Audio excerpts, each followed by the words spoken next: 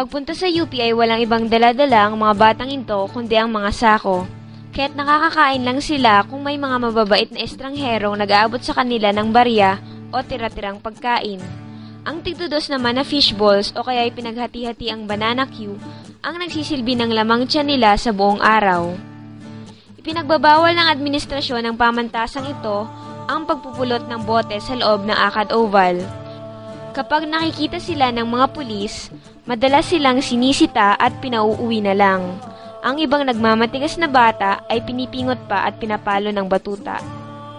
Lumubog na ang araw, pauwi na ang karamihan sa mga estudyante. Ang iba na may pupunta pa sa gimikan.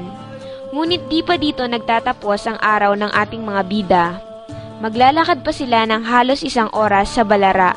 Pasan-pasan ang punong-punong mga sako.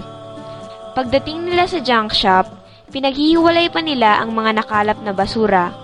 Pinipit-pit din ang mga bote at tinatanggalan ng balat.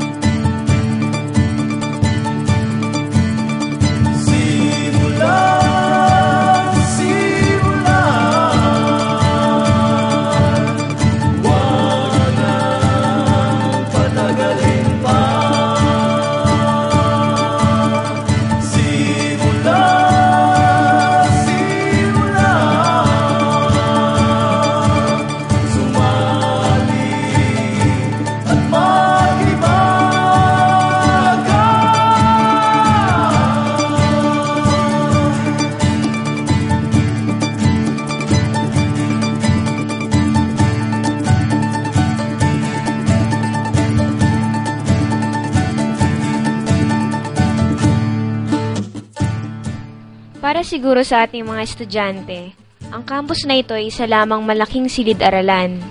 Ngunit para sa mga batang ito ang nakapaglalagay ng pagkain sa kanilang hapagkainan. Sa mga paunti-unting boteng na nakalap nila araw-araw, malaki na ang naitutulong nila sa kanilang mga pamilya. Wala silang magagarang bahay na may malaking hardin sa bakuran. Wala rin silang magagandang laruan. Pero kahit simple lamang ang kanilang pamumuhay, masayang-masaya na sila rito. Pagkat para kina Lenlen, Jenny at Joanne, ang buong UP Diliman na ang nagsisilbi nilang munting palaruan.